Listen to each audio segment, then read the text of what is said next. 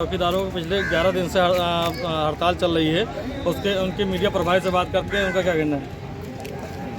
आप इनके मीडिया प्रभारी हैं और पिछले 11 दिन से धरना प्रदर्शन चल रहा है। किस मुहिम तक पहुंचा आपका धरना? देखिए, जब से 17 तारीख से यहाँ पर धरना प्रदर्शन हुआ है, हम देख रहे हैं कि किसी भी तरह से सरकार इस पर कोई फोकस नहीं कर रही है। जो भी आला अधिकारी आते हैं, लिख पढ़ करके यहाँ से चले जाते हैं। आपने अभी देखा होगा कि एक बुजुर्ग व्यक्ति यहाँ पर बीमार हो गया। बीमार होने के बाद वो एम्बुलेंस में उसको वहाँ से लोड करके उसको अस्पताल भेजा गया।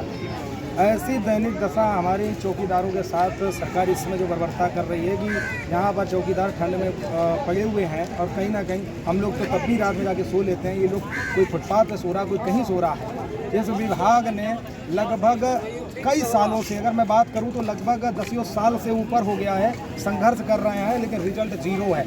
अब आप खुद सोचिए कि 2500 रुपये में इनका गुजारा कैसे हो। 2500 रुपये इनको मंथली मिलता है। उसमें इनका जो नियमावली है, जो पुलिस प्रशासन की तरफ से जारी किया गया है, उसमें इनका जो काम है 2 दिन की इनकी ड्यूटी होती है। 15 दिन में एक बार जा कर के इनको गांव की सूचना देने का काम इनको करना पड़ता है। यहाँ क्या होता है कि इनको थाने पर इनका शोषण किया जाता है। ये जब थाने पे जाते हैं तो इनसे 2 दिन की बजाय 5 दिन, 6 दिन, 24 घंटे ड्यूटी कराई जाती है और वहाँ के अधिकारियों द्वारा कराया जाता है।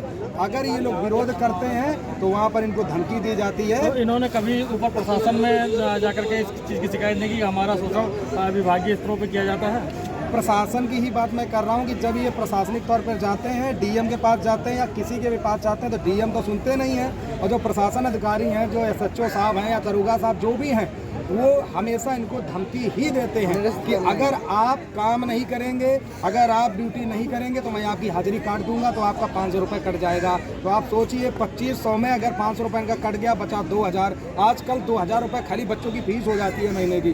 घर का गुजारा कैसे चलेगा? ये लोग जब ड्यूटी करते हैं तो इस ड्यूटी की वजह से बाहर नौकरी नहीं कर पाते हैं। समझिए, जब इनको 15 दिन में, 7 दिन में एक दिन उनको थाने में जाना पड़ता है, तो ये दिल्ली, बनारस, लखनऊ कहीं जा नहीं सकते। ये अपने गांव में ही अपनी जैसे तैसे गुजारा कर रहे हैं। इतना सब होने के बाद भी हर थाने पर, जबकि देखा जाए कि सरकार भी कहती है कि हर थाने पर स्वीपर लगाए जाते हैं, सफाई कर्मी होते हैं, लेकिन यहाँ पर क्या होता है कि हर थाने पर चौकीदारों को सफाई कर्मी बनाया जाता है। नहीं, कभी जनता दरबार में जाकर के इस चीज़ की शिकायत करने की कोशिश नहीं की? मुख्यमंत्री आवास में जाकर के जनता दरबार में जब हमारे सारे चौकीदार जाते हैं तो वहाँ पर प्रशासन रोकता है। दूसरी चीज़, योगी तक पहुँचने नहीं दिया जाता है। पिछली बार यही हुआ था कि सचिवालय तक हमारे 5 जो पदाधिकारी यहाँ के थे उनको ले जाया गया। वहाँ ले जाने के बाद उनको आश्वासन दिया गया। इनका जो एक बजट पारित किया गया था पिछले साल, 47 करोड़ 88 लाख के आसपास इनका जो बजट था, पास हो गया था, सब कुछ कंप्लीट था, तो रिलीज़ नहीं हो रहा था। तो जो पदाधिकारी थे उनको लेकर गए सचिवालय में कि भाई आप लोग धरना पे आए, क्यों आए? तो इन्होंने अपनी मांगे की कि भाई जो हमारा बजट है उसको लागू किया जाए। तो वहाँ पे आश्वासन दिया गया कि आप लोग जाइए, हम बजट को लागू करेंगे। आश्वासन देने के बाद बजट लागू नहीं किया गया, उसको कैंसिल कर दिया गया। आज भी चौकीदार 2500 रुपये गुजारा कर रहे हैं। तो ये दुर्भाग्य ही है हमारे देश का। ये हमारे साथ है मीडिया प्रभारी ग्रामीण सुरक्षा कर्मियों के, जो हमको बता रहा था कि शासन से शिकायत करने पे धमकी दी जाती है और उनका शोषण किया जाता है। ऊपर मुख्यमंत्री आवास में जाने के बावजूद भी कोई चीज़ सुनवाई नहीं हुई। मुख्यमंत्री हमेशा ये गरीबों को सहयोग करने के लिए हमेशा खड़े रहते हैं, लेकिन उनके प्रशासनिक अमला जो है वो अनदेखी करके इन गरीब आदमियों का भला नहीं कर रहा है। सुरेंद्र दुबे, साझा न्यूज़।